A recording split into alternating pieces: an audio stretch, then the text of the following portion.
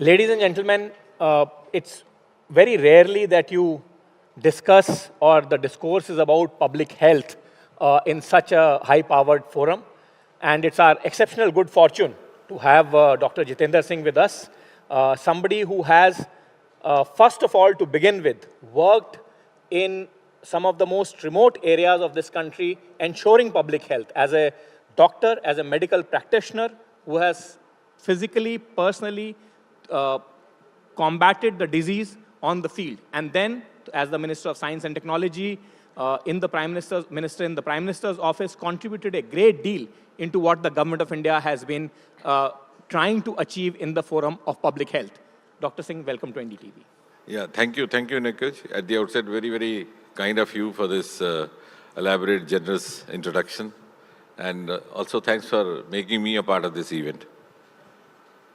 Dr. Singh, let me just ask you first, as far as the priorities of the government in the form of public health, particularly in terms of mass vaccination and preventive health care, the Prime Minister himself has spoken, Finance Minister has allocated budgets, etc. As the Minister of Science and Technology, you have also played a crucial role. How do you see this sort of panning out in the coming years and months as we take our journey towards a developed India? No, Nikunj, if you ask me to spell it out briefly, I think the last 10 years after Prime Minister Modi took over, there have been new initiatives, there have been several path-breaking decisions. But I think what is most important is, and which is not often discussed, that there has been a huge, huge change of mindset, both on the part of the government approach as well as the citizen level. And that is now being recognized even across the world. For example, see, this event is a testimony to that. Today, we are here discussing this evening prevention of a disease, prevention, of course, of cervical cancer or whatever. Now, India is a country which was never taken seriously, never, for preventive health care. And when you say so, you know it. And leave alone preventive health care, even therapeutic health care. You can see in your vicinity, in your neighborhood, if somebody fell sick, they waited for 2-3 days to get the fever come down on its own. Only then they would think of. And in many sections of society, they had inbuilt mindset. कि ठीक हो गए तो माँ का आशीर्वाद, नहीं ठीक हो गए तो पिछले जन्म का कर्म. So as a result of which, the mindset was not prepared for preventive health care, which is started happening now for the first time. And the world is taken back. I'm telling you honestly, because I have been, even as a professional, otherwise, been in that circle of academics across the world. A country like India coming out with the first DNA vaccine for COVID. And at a time when the entire world was so apprehensive that look here, India with this population of 120 crore would not be able to take care of itself and will become a kind of a very difficult resource pool for the spread of COVID across the world. But contrary to that, when we saw the smaller European countries with just 10 million population not being able to take care of themselves, India not only set an example of managing the academic, but also coming out with the first ever COVID DNA vaccine and gifting it to the rest of the world. And that has not only raised India's esteem across the world, but has also made the rest of the world believe in India's potential. And they are looking up to us. And now, of course, there's a whole of focus. I think the credit to a huge extent goes to Prime Minister Modi, because during the COVID, he launched Mission Suraksha and then was personally monitoring the progress of vaccine.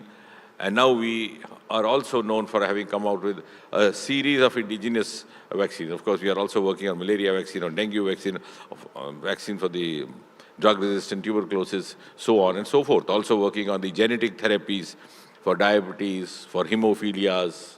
And I'm glad the Department of Biotechnology, which I am associated, is very actively playing a part. That also goes, the credit goes to Prime Minister Modi, because before 2014, in the common parlance, if you utter the word biotechnology, half the people would not be able to understand whether it is biology or technology, engineering or medicine. We had just 50 bio startups in 2014. Now it's gone up to 9,000. And we are among the first few countries in the world who have come out with an independent biotechnology policy, which is going to pave the way for bioeconomy, because our considered view across the world, and the most of the economists, is that the next industrial revolution is going to be bioeconomy driven, the recycling. And that's what is going to make India Atmanirbhar or self-reliant, because when you have fuel sources other than petroleum, you would no longer depend on those countries that you are depending now. So likewise, I think there's a huge change which has given us confidence and also changed our mindset.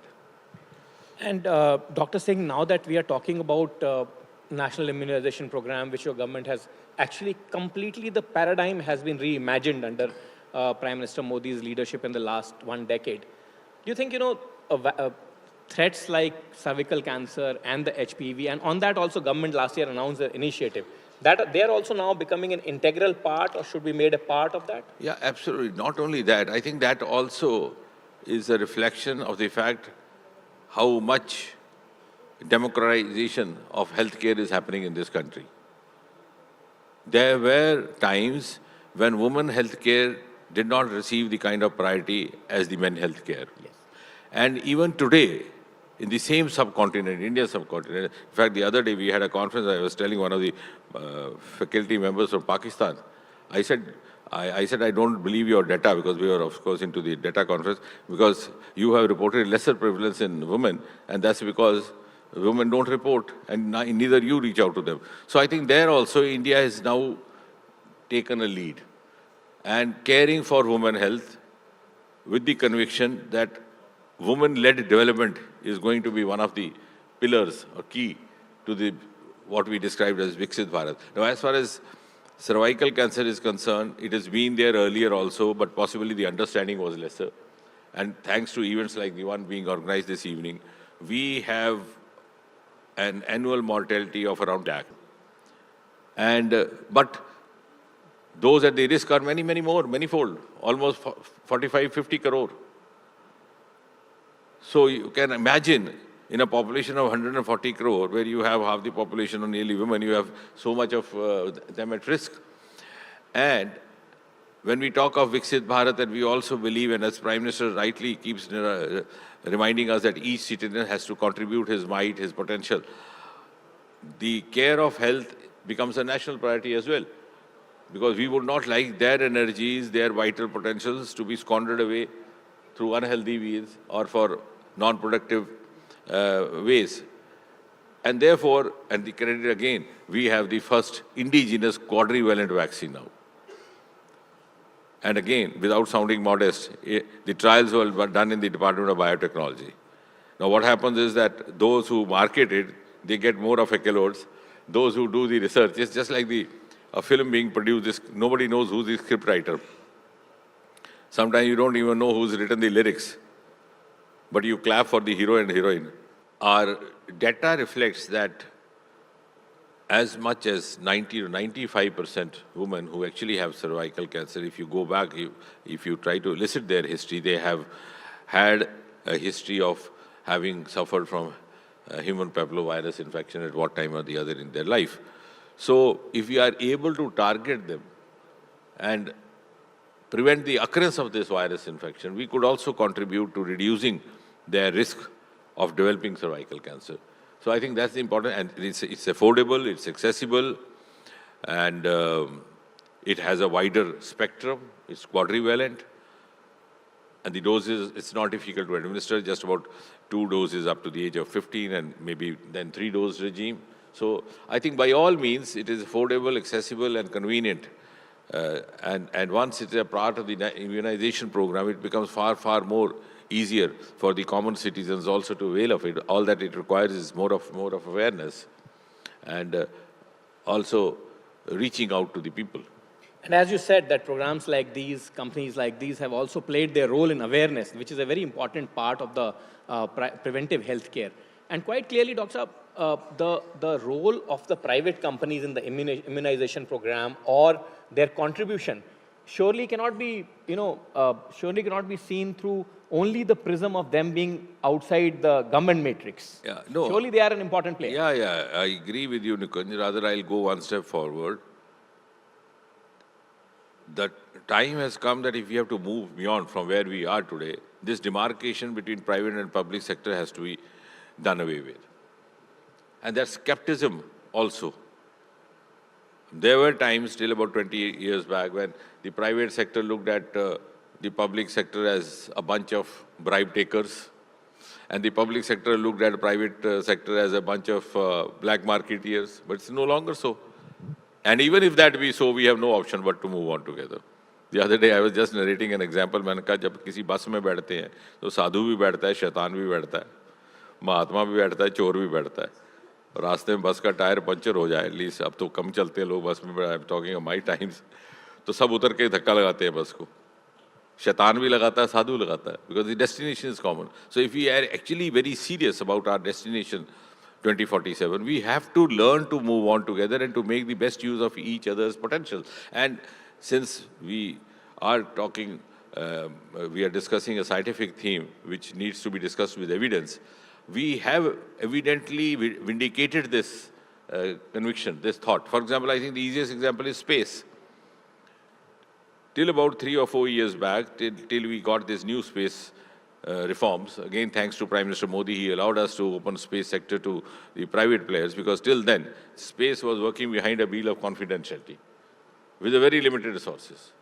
And we took, you know, we took strides in comparing it with NASA, कि sir हमने क्या किया वो इतना करके, without realizing that NASA doesn't depend on government sources. Very hardly much, I mean, it's a large proportion of its resource is outside the government. Once we opened it up, there's been a quantum leap in 3 or 4 years. We were just one-digit startup in space sector. Today we have nearly 300. The first generation is world-class. They have turned into lucrative entrepreneurs. The first startup group came to us, hired our launching pad to send up a rocket. And within 2 years, they have set up their own factory just close to the Hyderabad airport. They are selling rockets to us. They're developing and selling us. So it's become a huge source of space economy as well. And that means, for example, I think the easiest way to appreciate is that ISRO was born in 1969. And that is the year remembered for Americans having landed the first human being on the surface of moon, Neil Armstrong. But today, we have landed on the southern pole of moon before anybody else, which means we had the potential, we had the capability, we had the commitment, we had the capacity to put in hard work, but we were holding ourselves back because of these self-made taboos. And once we gave away on that, I think we are now in a frontline nation of the world. And if we have to reach that 2047 target, we have to follow the global strategies. We need to follow the global benchmarks. We need to meet the global parameters. And therefore, I think this, and the larger the integration, rather the extended integration, even at the national and the international level also. For example, if I personally advocate when we collaborate with the other countries in terms of research, innovation, and startups, I tell them what I fancifully have coined PPP plus PPP, which means private-public participation from my side and public participation. You bring in your private sector also, the government there, and our government also can bring in their private sector. So all the 4 of us join together to create a larger ecosystem. And that's how it's going to work. And most of our success stories have been success because I always have been emphasizing, even biotechnology, even in the other streams of science, that we need to have an early industry linkage. Our COVID vaccine could do well because we had already linked up with a private house before we started doing trials. Of course, the trials were done by us in our Faridabad Institute. So also, in case of HPV virus, we had already tied up with that institute in Pune. And similarly, as far as space is concerned, we also have a strong linkage with the industry. Now the FDI also coming in over there. So a strong industry linkage and an optimum synergy of research, academia, startups, and industry. That is the key to success. And that is because now, if we have to, and we search for ourselves a global role, we have no other option. Yes, that's how the world moves. Absolutely. And I am glad, Dr. Saab, that you talked about taboos. One of the problems with this particular disease or this particular challenge of cervical cancer is that there's a lot of taboo associated with it. And that's why a lot of women, particularly in the rural areas, in the mofussil towns, do not even go for screening. You think more awareness, more platforms like this that we are today looking at NDTV are required to spread that awareness so that more and more women can at least go for screening? I think that requires a multifarious approach at different levels. As in the context of diabetes, which I deal with, I often say diabetes is too serious to be left to a diabetologist alone. Though it was very kind of you to have introduced me so.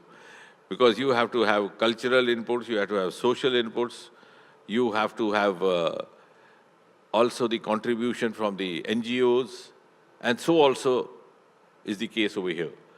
Because this, as you said, and I think that holds good for a number of other issues that the nation is facing today, including drug addictions.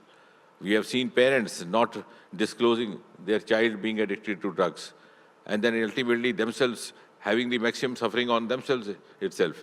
So that is one part of it. Preparing the masses, the common citizen, to address the issue without having any inhibitions. A, B, reaching out by those who are entrusted with the responsibility of providing this facility. And C, as I said right in the beginning, more and more of preventive mindset, preventive healthcare mindset, which has started happening in India, but it was not happening till just about 10 years back.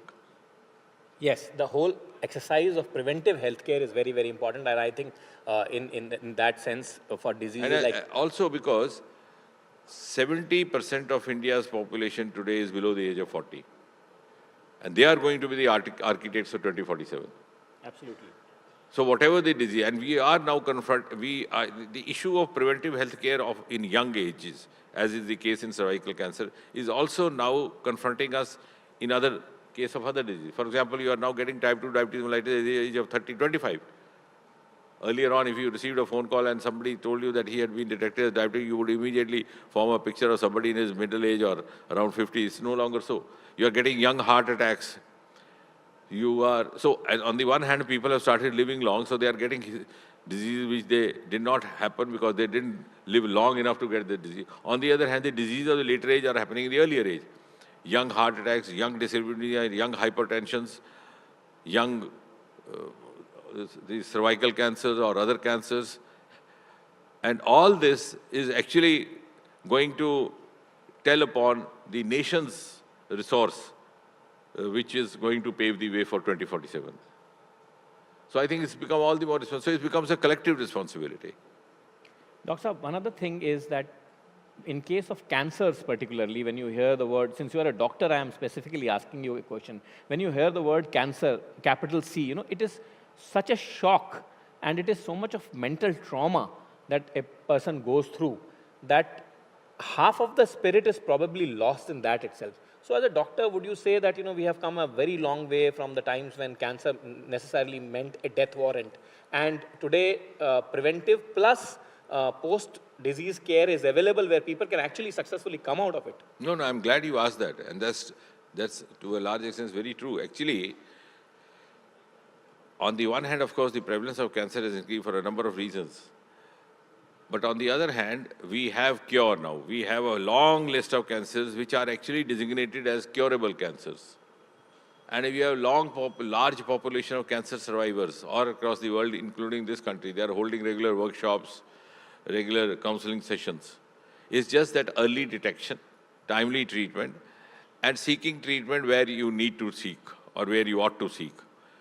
And I think to that extent, if cancer could be handled in time and by the proper hands, the other advantage is that India today is no less capable of dealing with this compared to any other country in the West, unlike about 30 years back, which is true in case of all diseases. Like, for example, when the heart bypass surgery came newly into the world, you had all the VIPs rushing to Houston. The earlier generation journalists would recall. So Houston became very famous in India because any powerful person getting a heart attack would go for bypass surgery because you didn't have it. For the cancer, the Sloan Kettering. Yes, sir. So we had then first bypass in Railway Hospital, Chennai, Dr. Cherian, then we had Venugopal. So gradually, it's no longer so. We are having the same proton therapy, which is available elsewhere else, and much, much more cost effective, as a result of which we have a whole lot of medical tourism happening to India. Our instruments are also cost effective. And that is true in every sphere of science. Again, it has happened mostly in the last 10 years. I was giving that easiest example yesterday in one of these gatherings. I said, television happened in US in 1950s. And we got to see the first Chitrahar in 1970s in Delhi. It's no longer so now. We are among the first few in quantum technology, and quantum technology is seen to be believed so fascinating. Not only, I believe, not only the medicals, others should also watch it. How precisely they give the radiation for the cancer. I mean, the tumor is aimed at, if it's a moving organ, like for example, lung moving with each breath, or your gallbladder moving, that beam also keeps moving. It's like, hunting a flying bird. And a good hunter keeps his target moving, the nozzle of the gun, till he hits it. So it keeps moving till it precisely catches and hits it. So no collateral damage, no side effect of irradiation that used to happen till about a few years ago. So the technology has advanced to that extent, and incidentally, it's all available in India as well. So I think that's all the more reason that we should be more awakened about it. Yes, and that's a very interesting point, Dr. Saab, that we come to. In fact, the fact that technology, again, democratization of technology is so much that companies that would introduce a medicine earlier in your practicing era and all, much in advance to the Western world, it's no longer the case. Companies like MSD are, probably bringing the same kind of medicine on the same days, dates, and months. Absolutely. Not only that, in fact, we are now in some ways also ahead of others. Just I was informally telling you, just few days back, we reported the first ever indigenous antibiotic from India. Yes, that you were mentioning. So for the last 80 years, ever since Alexander Fleming came out with the first penicillin somewhere around 1948, which was first tried as an antibiotic powder on the wounds of the Second World War wounded soldiers, and then it was hailed all over the world as queen of drugs. And ever since then, every successive generation of antibiotics, whether it's chloromycin, streptomycin, ampicillin, tetracycline, whatever, the trials were done in other countries, the drugs were developed. Now here we have come out with a drug called nephromycin, which is an antibiotic. Again, the trials done by the Department of Biotechnology, the support done by the Department of Biotechnology. The trials were done in Christian Medical College. Not Christian Medical College, sorry. The marketing is done by one of the pharma houses. Big Pharma. It's Vocard. So, and that has been reported in, I think, the last issue of New England Journal of Medicine. New England Journal of Medicine is one of the oldest medical journals because till about, I think, first half of the 20th century, the entire medicine, entire science was being controlled by United Kingdom, which was a larger Commonwealth kingdom. Americans took over only somewhere in the middle of 20th century. So the earliest medical journals which emanated from England was A, the British Medical Journal, B, the New England Journal of Medicine. So the New England Journal of Medicine reporting it means that now this is it. I mean, you don't have to have any other of doubts. And I'm glad, I am proud, in fact, I think maybe for the first time, an antibiotic developed by us, totally indigenous, is being reported by an England journal. So that is also now the acceptability of India's capacities. So I think now, not only that we are at par, in many ways, we are also moving beyond them. Right. And that's also because we have a huge, huge resource pool of patients, which they may not have. For example, they may not see so many cases of cervical cancer as we see. They may not see so many cases of tuberculosis as we see.